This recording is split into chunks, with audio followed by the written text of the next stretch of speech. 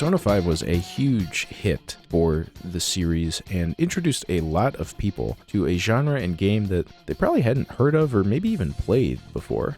I think it's really great. I've always loved the Persona series, and this success brought with it a number of spin-off games. The first was Persona 5 Strikers, which changed the combat from turn-based into a more action-oriented game, and I really enjoyed it. It made my top games of the year list for the year it came out. One of the other spin-offs is Persona 5 Tactica, a game that takes the turn-based combat and adjusts it to a grid-based, tactical turn-based combat game. So was this transition as effective as Strikers was, or was this a poor execution of tactics? Let's talk about it. You know what isn't a poor tactical decision? Liking the video, subscribing to the channel, and leaving a comment. I was pretty excited for Persona 5 Tactica. I really like tactics games, and I really liked Strikers. Felt like the team really knew what they were doing in taking that core feel of the JRPG base game, but translating it to different genres. Unfortunately, I don't think they did quite as good a job with Persona 5 Tactica. The game itself is kind of weird. The story just almost is non-existent. The gang is hanging out at LeBlanc and suddenly they're transported into the metaverse, but it's not the real metaverse. Something is clearly a little different. It's almost like its own world that they found themselves in. And I actually thought this was kind of interesting. It's a slightly different take on this idea of the metaverse from the base game. And you can kind of feel that with everything in the game. The music is just a little different. It feels very similar to that base game, but is just different enough that you kind of notice it and it sort of bothers you. Even though the music's good, it's just different enough that you feel it and kind of notice it, and it causes a little friction there. And I think it was intentional. I think it's a really interesting and clever design choice. Similarly, the game has a much different art style, going with a more chibi, kind of cutesy look, which maybe works for some people. I'm not the hugest fan. I definitely just preferred the art style of the base game. Initially, you find yourself in the kingdom of Marie, who rules with an iron fist. She captures pretty much everybody, and it's your job to get them back and free all the other people in this world who are leading a rebellion against her. The story really takes a long time to get going because so much of this early game is just focused on you retrieving your team members from capture. And it felt like they really wanted to pad out the game for some reason. The general flow is you will meet up in LeBlanc. There's a lot of dialogue for you to go through, and then you'll go out and do a mission. And a mission is usually just one battle. And then you'll come back to LeBlanc, talk some more, go back out. And this really stilted the flow of the game, especially because most of these missions are inconsequential. Usually you're going to do something, but on the way there, they run into enemies or something, and you have the fight, and then the whole team decides, hey, let's retreat for now, and we'll come back later. Very reminiscent to the original Persona 5, the base game, and really frustrated a lot of players, and it's something that they fixed in Royal, was that forcing you into certain activities at certain times.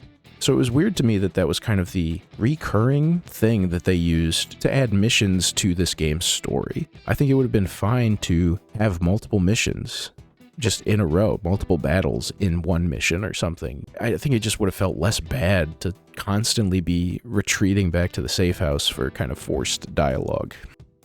Eventually the story does get interesting, but it's a real case of too little, too late. It's not that amazing. Minor spoilers, the whole story really focuses around one character, Toshiro. He's a Diet member running for Prime Minister of Japan. And the problem with the whole game revolving around him is essentially every antagonist is somebody from his life. And this is kind of a problem I had with just Persona 5 in general and the writing, the approach they've taken. You focus so much on how this person has wronged you or whatever, but that kind of gets old when it's the same person being wronged and getting wronged in essentially the same way. It's essentially a few shades of Toshiro knows something bad is going on, but doesn't necessarily have the willpower to stand up for what's right. And it just takes way too long for him to finally get that willpower because you're essentially going through the same struggles in multiple kingdoms as you're trying to help him out. So most of the story really just feels very thin and like they stretched it out to cover the 50 or so combat missions that they wanted you to go on. The combat also was fairly disappointing. It is one of those more puzzle-type games. It really feels like you're trying to beat the level in as few turns as possible using as few moves as possible. There are still elemental abilities in the game, but they do not hit weaknesses in the same way that you do in the base game. Essentially, if you want to get a second turn, a one more as they call it, you need to attack an enemy that is not under cover. If an enemy is in cover, you can either hit them with a melee attack, which will knock them out of cover, or hit them with an elemental attack, which will keep them in the same position usually, but take them out of cover, making them vulnerable to an attack. When you do get a one more, you can do an all-out attack, hitting every enemy within the triangle that's made by connecting lines between your 3 party members. It's kind of cool in theory in the first few missions, but by the end of the game, it really devolved into maxing out 1 or 2 characters' movement capabilities so that they could move as far as possible.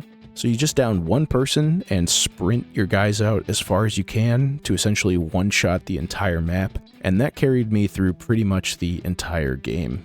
On top of this, there's really not much difference between each of the characters and the skills they can unlock. Their skill trees are all pretty much identical except for 1 or 2 unique abilities that they have, but even those unique abilities aren't really that impactful. So you pretty much find the one group of 3 that you like and stick with them for the rest of the game.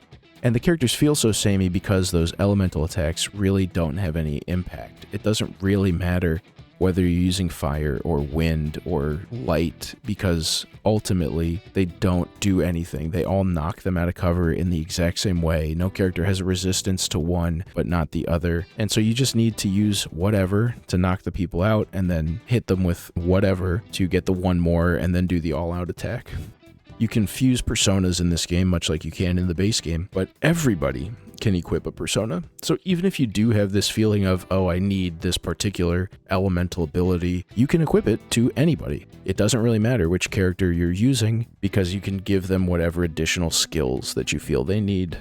There is one character, Arena, who is not allowed to use a persona, but that to me just meant you never use her, because to make up for her lack of a persona, they essentially give her a Overwatch type ability where she can wait and will hit any enemy that tries to move in. But again, when your strategy is hit everybody quickly and spread out as fast as possible to do an all-out attack, you are not wasting one of your party members' turns, not moving and waiting for enemies to move.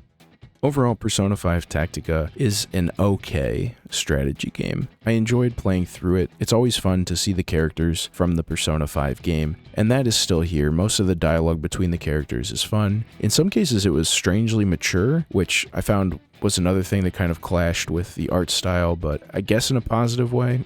But it's still fun to see these guys interact. Yes, it's not high-level writing, it's very basic, but these are characters you enjoy. If you've played the Persona game, you've spent hundreds of hours with them, so it's always fun to get more of it. I just wish the game was better paced. There's too many breaks to go listen to dialogue that is mostly inconsequential or repetitive from previous dialogues, and there's just not much else going on. Especially compared to Strikers, which I thought you could really feel the time and care and attention that they put into making the game feel like Persona 5, playing in a different genre. This felt much more uninspired, I guess is the best word for it. They just didn't translate the core gameplay over in as effective a way, and I feel like that really impacted my overall impressions of the game. If you like the Persona series, I guess it's still worth playing through. I don't regret playing through it, but it's definitely weaker than the base Persona 5 game and the Strikers spin-off. What do you think? Is Persona 5 Tactica your favorite of the Persona 5 games? Let me know in the comments down below. If you liked the video, consider hitting the like button, subscribing to the channel, and I will see you all with the next video.